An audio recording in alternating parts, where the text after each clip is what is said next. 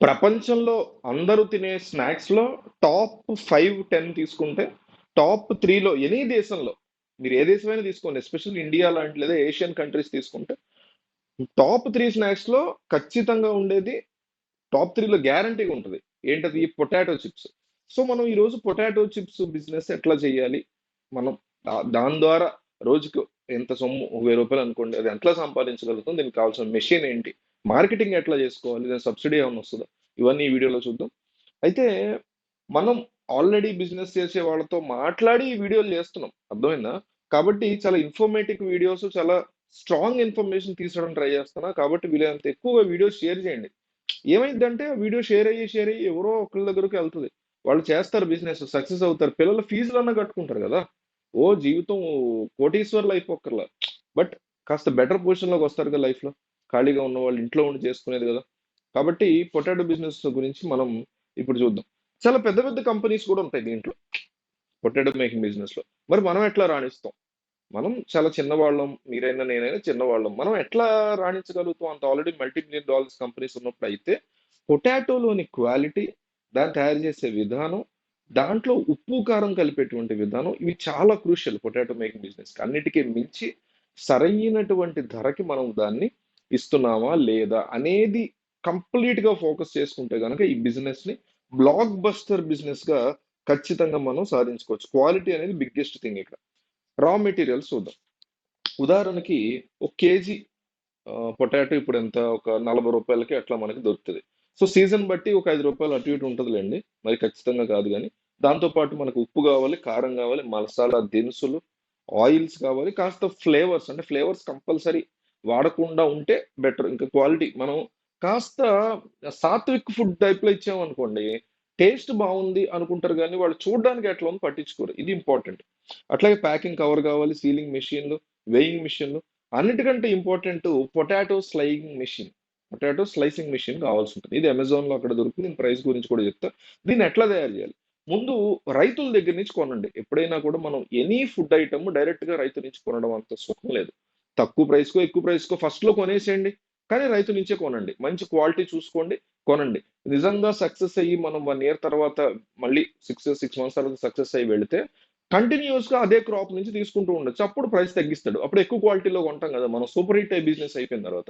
So, అందువల్ల మంచి రైతు దగ్గర నుంచి పొటాటో ఆహ్, తీసుకురండి. తీసుకొచ్చిన తర్వాత దాన్ని చక్కగా వాష్ చేసి, పీల్ చేసేసి, ఈ స్లైసింగ్ మిషన్‌లో పెట్టేస్తే అవి చక్కగా చక్కరాలాగా కట్ చేసి బయటకొస్తాయి. ఆ స్లైసెస్‌ని తీసుకెళ్ళి పొయ్యి మీద పెట్టేసి డీప్ ఫ్రై చేసేసుకుంటే బౌల్‌లో ఏసిన తర్వాత ఉప్పు, కారం, మసాలా తగ్గిచ్చి జాగ్రత్తగా యాడ్ చేసుకుంటూ ఉప్పు, కారం బ్యాలెన్స్‌డ్‌గా గనక మనం చక్కగా యాడ్ చేసుకుంటే, ఈ మిక్సింగ్ అనేది ఫస్ట్‌లో మనకు తప్పుతది. ఆ ఐటెమ్స్ అమ్మకండి. తెలిసిన వాళ్ళకి శుభ్రంగా ఇచ్చేసేయండి. టేస్ట్ ఎట్లా ఉందనేది మీరు డిఫరెంట్ డిఫరెంట్ చుట్టాలు ఫ్రీగా చిప్స్ ఇస్తే ఎవడు తినడయ్యా? రోడ్డు మీద పిలిచినా చెప్తారు ఆళ్ళు తింటరు.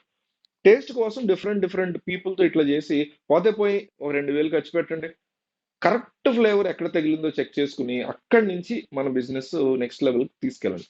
సో, ఈ వచ్చినటువంటి అవుట్‌పుట్‌ని బానే ఉందనుకున్న ఒక విధానం ఉంది గదా!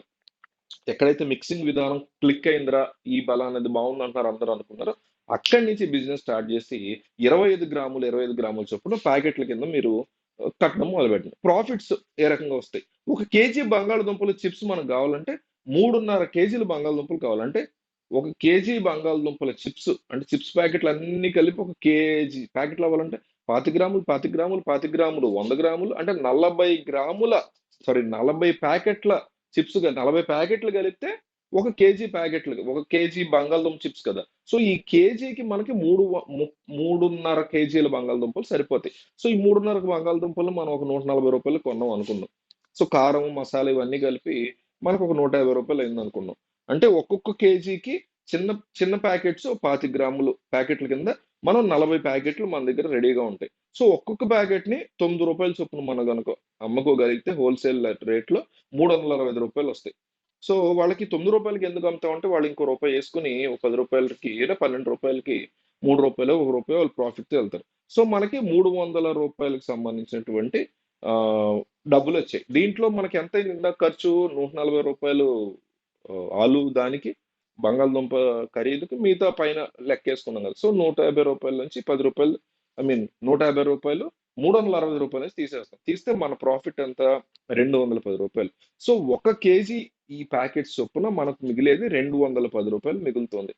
కాబట్టి మనం ఇట్లా చాలా జాగ్రత్తగా ప్లాన్ చేసుకుని ఒక 5 కేజీలు అంటే ఈ 40 ప్యాకెట్లని హోల్సేల్లోనే కదా అమ్మేది. సో ఈ 40 ప్యాకెట్లకు కలిపి కేజీ బంగాళదుంప చిప్స్ కదా, ఇట్లా 3 కేజీలు అంటే 120 ప్యాకెట్లు జాగ్రత్తగా అమ్ముకోగలిగితే రోజుకి ఖచ్చితంగా రూ. 1000 ప్రాఫిట్ కనిపిస్తుంది. రూ. 1050 కదా. లేదు 10 కేజీల ప్యాకెట్లు అంటే 240 ప్యాకెట్లు హోల్సేల్లో కనుక రోజుకి అమ్మగలిగితే మార్కెటింగ్ ఉంటుంది. చెప్తా అది కూడా. మార్కెటింగ్ చేసుకున్నాక సక్సెస్ఫుల్గా వెళ్తాం కాబట్టి అట్లా లెక్కేస్తున్నా. చేసుకోగలిగితే రోజుకి రూ. 2000 చాలా తేలిగ్గా మిగులుతుంది. అయితే ఈ బిజినెస్ లో మనం ముఖ్యంగా తయారు చేసిన తర్వాత ఎక్కడెక్కడ అమ్మగలుగుతాం? షాప్స్, బేకరీస్, సూపర్ మార్కెట్లు, స్కూల్స్ దగ్గర సెపరేట్ గా మనం స్టాల్స్ పెట్టుకుని ఉంటారు, వాళ్ళ దగ్గర అమ్మొచ్చు. ప్రొడక్షన్ ఇంకా ఎక్కువ అవుతుంది, మనం ప్రొడక్షన్ చేయగలము అనుకుంటే పల్లెటూరులో కూడా మనం మార్కెటింగ్ చేసుకుని రూ. 1 తక్కువైనా సరే, ఇప్పుడు 1 కేజీ మీద రూ. 1000 మిగులుతుంది అబ్బా.